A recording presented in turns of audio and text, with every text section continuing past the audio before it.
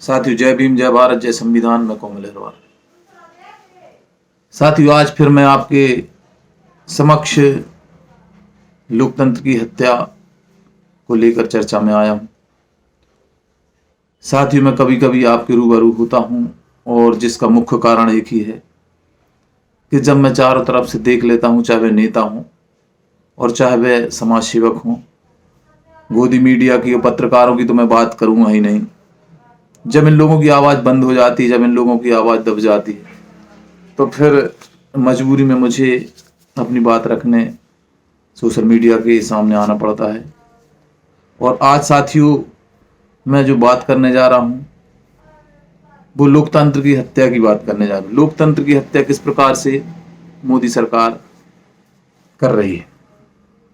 इसके पहले आपने देखा होगा जो 5 राज्य में चुनाव हुए और 5 राज्यों में जो 3 राज्य में एक तरफा जीत हुई भाजपा की, आज वोट देने वाले स्वयं बोल रहे हैं कि भैया मैंने तो वोट नहीं दी, उसके बाद में भी वोट आखिर भाजपा को कैसे चली गई। आज बात वही आ रही है सामने कि आपने 3 राज्य में जिस प्रकार से ईवीएम का उपयोग किया, वह ऐतिहासिक कालक कहेंगे इस देश के लोकतंत्र के ऊपर। साथियों, आज मैं बात कर रहा हूं लोकतंत्र की हत्या की। अगर आप लोगों को मेरी बात जरा भी झूठ लगे या फेक लगे तो आप संसद भवन में चल रहे हंगामे को, संसद भवन के बाहर बैठे निलंबित सांसदों की बात को सुन सकते हैं। और मैं इस वीडियो में इसके आगे उनकी आवाज़, उनके वीडियो, उनके स्टेटमेंट जरूर जोड़ूंगा और वह आप पूरे देखें।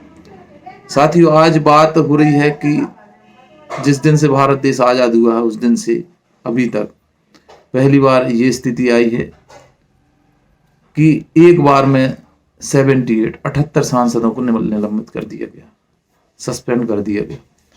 कुल मिला के इस शीतकालीन सत्र में लगभग 92 सांसदों को निलंबित किया गया। अब इसके पीछे कारण क्या है, किस कारण से इन्हें निलंबित किया गया, तो ये गोदी मीडिया नहीं बताएगा आपको। रही बात मीडिया की, तो मीडिया को मोदी जी जो हैं, इस लोकतंत्र के हत्यारे हैं, जो वो जरूर बताएंगे कि ये जो सांसद हैं इन्हें जो निलंबित किया है, इनके स्पीकर ने जो निलंबित किया है, वो सिर्फ कारण किया कि भाई ये अनुशासनहीनता कर रहे थे। ये नहीं कहेंगे कि लोकतंत्र की ये आवाज उठा रहे थे, लोकतंत्र की आवाज उठाने के कारण इनको निलंबित किया गया है। ये सिर्फ पूछ रहे थे कि आखिर ऐसी नई जो आपने संसद भवन बनाई है उसमें आखिर ऐसी सुरक्षा व्यवस्था क्यों नहीं रखी कि 4 लोग संसद में घुस जाते हैं, आपके सांसदों को द्वारा बनाए आइडेंटिटी कार्ड के द्वारा घुस जाते हैं, और अगर हम जवाब करते हैं, सवाल करते हैं या आपसे जवाब मांगते हैं, हम सवाल करते हैं, तो हमें निलंबित किया जाता है। आज के दिन आप देख सकते हैं संसद भवन के बाहर 92 सांसद धरने पर बैठे हैं। क्यों बैठे हैं? क्या लाखों करोड़ों लोगों ने इन्हें वोट दे के संसद भवन में इसलिए भेजा था कि मोदी सरकार, भाजपा सरकार, आरएसएस के सारे पेन लोगों को बाहर करे, ये जनता की आवाज ना उठा पाए? क्या यही लोकतंत्र है? साथियों, मेरा निवेदन है, मेरी अपील है हर उस जागरूक नागरिक से जो जरा भी इस देश से प्यार करता है, जरा भी जिसे लोकतंत्र की चिंता है, जिसे जरा भी बाबा साहब अम्बेडकर के 4 बच्चों की कुर्बानी की चिंता है और उनके संविधान की चिंता है। आपको अब सड़कों पे उतरना होगा भाजपा के खिलाफ। आपको अब संसद को घेरना होगा आरएसएस के खिलाफ। और अगर ये नहीं कर सकते तो निश्चित ही मैं तो कहूँगा कि अपने बच्चों को गुलामी की जो ट्रेनिंग है, प्रशिक्षण को देना चालू कर दें। क्योंकि अब वो समय नहीं रहेगा जो पहले था कि गले में हंडी बांधी जाएगी, कमर पे झाड़ू बांधी जाएगी और गुलामी कराई जाएगी। अब ये समय के अनुसार बदलेगा। अब जो प्रताड़ना होगी वह और बढ़ के होगी, अब जो शोषण होगा वह और बढ़ के होगा। मेरे कहने का मतलब ये है कि जो एनआरसी सीए के इनके नियम थे वो आप पढ़ लें, अब ये कहानी बहुत बनाएंगे, उस कहानी बहुत में हमारे बच्चे, हम लोग जानवरों की तरह रखे जाएंगे, और जिससे जो काम लेना वो लेंगे, जिससे जो काम करवाना वो करेंगे। और हमारी माता बहनों को जब इनकी इच्छा होगी तब अपने लिए इस्तेमाल करेंगे, निकाल के ले जाएंगे, पकड़ के ले जाएंगे घरों में से। ये समय आ चुका है, और ये मैं चैलेंज के साथ कहना चाहता हूँ, आप लोगों को बताना चाहता हूँ कि जो अब 2024 का चुनाव होगा और जैसे ही लोकसभा में फिर मोदी सरकार आएगी, तो पूर्ण रूप से हिंदू राष्ट्र इस देश को घोषित करेंगे ये लोग। हमें कोई दिक्कत नहीं, हिंदू राष्ट्र आप घोषित कर दें, लेकिन मानवता को ना भूलें। लेकिन इन्होंने जो अपनी संस्कृति में बनाया है, जो संस्कृति में इन्हें दिखाया है कि हम लोग जो शूद्र है वो सिर्फ सेवा के लिए है, तो वो स्थिति फिर ये लागू करेंगे कि किसी भी प्रकार से अपने धार्मिक ग्रंथों में काट छाट नहीं करेंगे। ये समय के अनुसार मानवता को लेकर नहीं चलेंगे।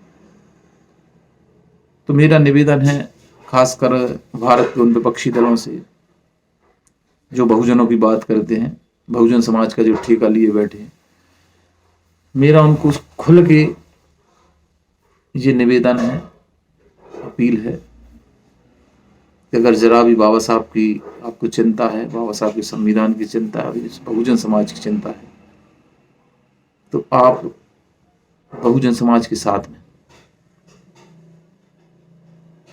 विपक्ष की भूमिका निभाएं। और विपक्ष की भूमिका जो निभा सकती वो सबसे बड़ी पार्टी कांग्रेस। आज कांग्रेस को जो करना था वो कांग्रेस नहीं कर रही। चुनाव के बाद बहुत आवाजें उठी, पूर्व मुख्यमंत्री दिग्विजय सिंह ने बहुत आवाज उठाई कि ईवीएम के खिलाफ हम ये करेंगे वो करेंगे, लेकिन कहीं ना कहीं से वो आवाज दब गई। अगर माननीय राहुल गांधी जी है, माननीय खड़गे साहब हैं, अगर ये लोग चाहें तो ईवीएम का विरोध करके ईवीएम को ख़त्म कर सकते हैं और बैलेट पेपर से चुनाव करवा सकते हैं। और बैलेट पेपर से अगर चुनाव हुआ तो निश्चित ही मोदी सरकार को मुंह की खाना पड़ेगी और हम इस देश को, इस लोकतंत्र को बचा पाएंगे। लेकिन आज किसी प्रकार से हमें कांग्रेस की तरफ से ईवीएम का विरोध समझ में नहीं आ रहा है। कमलनाथ जी को आपने अलग कर दिया मध्य प्रदेश से, कोई बात नहीं, नए चेहरे को, जीतू पटवारी जी को आप लेके आए, उनको बहुत बहुत बधाई। लेकिन मैं उनसे भी अपील करूंगा, निवेदन करूंगा कि आप विपक्ष की भूमिका निभाने आए हैं तो सबसे पहले आप ईवीएम का विरोध करें। आज शपथ के बाद में सीधा आप ईवीएम पर अटैक करें। ईवीएम के लिए कम से कम प्रदेश व्यापी 1 महीने के लिए आंदोलन चलाएं, हर जिले में, हर ब्लॉक में, हर तहसील में। और यही निवेदन मेरा राहुल जी से है, माननीय मल्लिकार्जुन खड़गे जी से है, जो विपक्ष की पार्टी है, कांग्रेस पार्टी, उनके राष्ट्रीय अध्यक्ष हैं खड़गे साहब। उनसे भी यही अपील है कि आप पूरे भारत में जिस प्रकार से राहुल गांधी ने पद यात्रा की थी, आप भी ईवीएम के खिलाफ राष्ट्रव्यापी आंदोलन की तैयारी करें, तभी इस लोकतंत्र को, बाबा साहब के संविधान को आप बचा पाएंगे। मेरे इस वीडियो बनाने का सिर्फ औचित्य ये है कि मैं जनता तक ये बात पहुंचाऊं जो बात गोदी मीडिया या चाटुकार समाज सेवी जो बने होते हैं वो नहीं बताते हैं, ना कर पाते। तो मेरा उद्देश्य है कि आप देखें किस प्रकार से संसद भवन से 92 जो सदस्य हैं उनको निलंबित किया है, 92 जो सांसद उनको बाहर बिठा दिया गया है। आखिर कब तक ये तानाशाही, हिटलरशाही चलेगी? आज हिटलरशाही से बड़ी जो मोदी शाही चल रही है इससे भारत में, या आरएसएस की तानाशाही चल रही है, इसको कब रोकेंगे, कब मना करेंगे? इसको कैसे मना करेंगे? ना आप रोक सकते, ना आप मना कर सकते। क्यों? क्योंकि आपकी आवाज़ उठाने के लिए जो हम विधानसभा में, सदन में, संसद भवन में जो हमारे लोगों को चुन के भेजते हैं, वो आवाज़ नहीं उठा पा रहे। तो मेरा निवेदन है सभी साथियों से, इसके आगे मैं आपको वीडियो डालूंगा, उन वीडियो को सुने, आप समझें, और इस वीडियो को इतना शेयर करें कि हो सके तो जन जन तक हमारी आवाज़ पहुँचे। क्योंकि ये मेरे हित में नहीं है, मेरे फायदे के लिए नहीं है, ये अपने आने वाली पीढ़ी के फायदे के लिए है, आने वाले बच्चों के लिए है, बाबा साहब के संविधान के लिए, इस देश की रक्षा के लिए है। तो मेरा निवेदन है एक एक व्यक्ति से जो अपने अंदर मानवता जीवित किए हुए जो जिंदा है, आप लोकतंत्र को बचाने में मेरा सहयोग करें और विपक्ष तक ये आवाज़ जरूर पहुंचाएं कि आप लोग ईवीएम का विरोध करें। लोकसभा में किसी प्रकार से ईवीएम से चुनाव नहीं होना चाहिए। लोकसभा में सिर्फ और सिर्फ अगर चुनाव हो तो वह बैलेट पेपर से होना चाहिए, तभी हम अपने देश को और संविधान को और लोकतंत्र को बचा पाएंगे।